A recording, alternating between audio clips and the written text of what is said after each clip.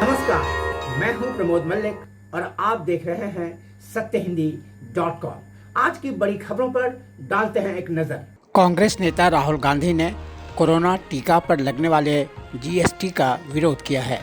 उन्होंने नरेंद्र मोदी सरकार पर तंज करते हुए ट्वीट किया, जनता के प्राण जाएं पर पीएम की टैक्स वसूली न जाए। ये थे राहुल गांधी के शब्द। केंद्र सरकार कोरोना के टीकों पर राज्यों से 5% जीएसटी वसूल रही है। 5% जीएसटी के साथ राज्यों को वैक्सीन की एक खुराक पर 15 से 20 रुपये अतिरिक्त चुकाने पड़ रहे हैं। कई राज्य सरकारों ने केंद्र को चिट्ठी लिखकर कोरोना वैक्सीन को टैक्स मुक्त करने की मांग की है। ओडिशा के मुख्यमंत्री नवीन पटनायक ने भी केंद्र सरकार से वैक्सीन पर जीएसटी हटा लेने की मांग की है। पटनायक ने वित्त मंत्री निर्मला सीतारमण को एक चिट्ठी लिखकर कहा कि 18 से 44 साल की उम्र के लोगों को दी जाने वाली वैक्सीन पर जीएसटी हटा ली जानी चाहिए। अपने बयानों और ट्वीटों से सुर्खियों में रहने वाली एक्ट्रेस कंगना रनौत भी कोरोना संक्रमित हो गई हैं।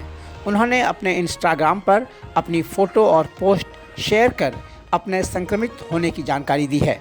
कंगना ने अपने इंस्टाग्राम पर पोस्ट करते हुए लिखा, पिछले दिनों काफ़ी थकान महसूस कर रही थी और आंखों में जलन भी हो रही थी। मैं हिमाचल के लिए निकलने वाली थी, तभी मैंने अपना कोरोना टेस्ट करवाया, जिसका रिजल्ट पॉजिटिव आया है। अब मैंने अपने आप को क्वारंटीन कर लिया है। ये थे कंगना रनौत के शब्द। पिछले साल अमिताभ बच्चन, अभिषेक बच्चन, उनकी बेटी आराध्या पॉजिटिव थी। वहीं इस साल अक्षय कुमार, गोविंदा, आमिर खान, कार्तिक आर्यन, भूमि पेडनेकर, कैटरीना कैफ, विक्की कौशल के साथ कई कलाकार कोरोना से संक्रमित पाए गए हैं। आंध्र प्रदेश के कडप्पा में शनिवार को चूना पत्थर की एक खदान में हुए विस्फोट में कम से कम 10 लोगों की मौत हो गई। अब भी मलबे के नीचे कई लोगों के फंसे होने की आशंका है। कला सापडू ब्लॉक के मामिलपल्ले गांव में हुई सभी पीड़ित खदान में काम करने वाले मजदूर हैं। कहा जा रहा है कि मलबे के नीचे कुछ मजदूर अभी भी फंसे हुए हैं। ऐसे समय जब बिहार में कोरोना का हाहाकार मचा हुआ है, अस्पतालों के पास पर्याप्त संख्या में एम्बुलेंस नहीं है, बीजेपी नेता और पूर्व केंद्रीय मंत्री राजीव प्रताप रूडी के पास से कई दर्जन एम्बुलेंस पाए गए जो उनके यहाँ फालतू पड़े हुए थे। उन्होंने सफाई दी कि कोरोना के कारण ड्राइवर काम छोड़कर अपने घर चले गए, इसलिए ये एम्बुलेंस पड़े हुए हैं। बिहार के पूर्व सांसद पप्पू यादव ने जब इसे लेकर सवाल उठाया तो रूडी बुरी तरह बिफरे और उन्हें ड्राइवर लाकर सारी एम्बुलेंस चलवाने की चुनौती दे डाली। पप्पू यादव ने ट्वीट कर कहा कि उन्हें चुनौती स्वीकार है, वे 70 ड्राइवर देंगे और कोरोना मरीजों को मुफ्त सेवा दी जाएगी।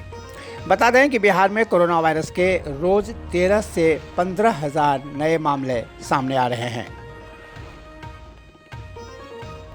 विशेषज्ञों ने कहा है कि कोरोना सिर्फ फेफड़ों को ही प्रभावित नहीं करता है, बल्कि इससे खून के थक्के भी बनते हैं।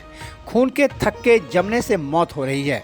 इसे डीप वेन थ्रोम्बोसिस यानी डीवीटी के नाम से जाना जाता है। वैश्विक स्तर पर किए गए शोध में बताया गया है कि अस्पताल में भर्ती कोरोना के 14 से 28% रोगियों में खून का थक्का जमने की बात सामने आई है। 2 से 5% रोगियों में आर्टेरियल थ्रोम्बोसिस का मामला सामने आया है। दिल्ली के डॉक्टर अम्बरीश सात्विक ने कहा, हम औसतन हर हफ्ते इस तरह के 5-6 मामलों को देख रहे हैं। इस हफ्ते प्रतिदिन इस तरह का एक मामला सामने आ रहा है। कोरोना के हालात पर काबू पाने के लिए तमिलनाडु में 10 मई से 2 हफ्ते के लिए संपूर्ण लॉकडाउन की घोषणा की गई है। तमिलनाडु में लॉकडाउन की घोषणा तब की गई जब राज्य में हर रोज करीब 25,000 संक्रमण के नए मामले सामने आने लगे हैं। सक्रिय पॉजिटिव मामलों की संख्या भी 1,31,000 से ज़्यादा हो गई है। एक दिन पहले ही राज्य में डीएमके की नई सरकार बनी और एमके स्टालिन मुख्यमंत्री बने हैं। तमाम कोशिशों के बावजूद कोरोना का कहर थमने का नाम नहीं ले रहा है। बीते 24 घंटे में भारत में करीब 4200 कोरोना मरीजों की जान गई है, जो अभी तक एक दिन में होने वाली सबसे ज़्यादा मौतें हैं। पिछले 24 घंटे में कोरोना के 4,01,217 नए मामले सामने आए हैं, जबकि 4,194 कोरोना मरीजों की जान चली गई है। केंद्र के वैज्ञानिक सलाहकार डॉक्टर के विजय राघवन ने कोरोना संक्रमण की तीसरी लहर पर एकदम से यू टर्न ले लिया है। डॉक्टर के विजय राघवन ने शुक्रवार को कहा, यदि ज़रूरी कदम उठाए गए तो भारत कोरोना वायरस की तीसरी लहर को चकमा दे सकता है। उन्होंने कहा, यदि हमने कठोर कदम उठाए तो कोरोना की तीसरी लहर नहीं आएगी। ये इस बात पर निर्भर करता है कि स्थानीय स्तर पर कोरोना गाइडलाइंस को राज्यों, ज़िलों और शहरों में कितने प्रभावी तरीके से लागू किया जाता है।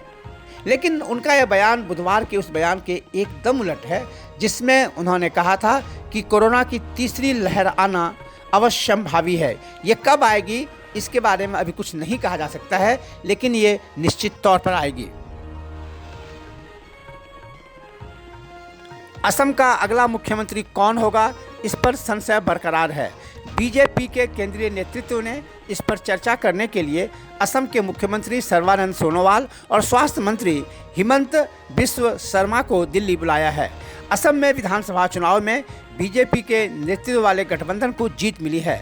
सर्बानंद सोनोवाल और हेमंत बिस्व शर्मा की बैठक शनिवार को बीजेपी अध्यक्ष जेपी नड्डा, केंद्रीय गृह मंत्री अमित शाह, बीजेपी महासचिव बीएल संतोष और अन्य नेताओं के साथ होने वाली है।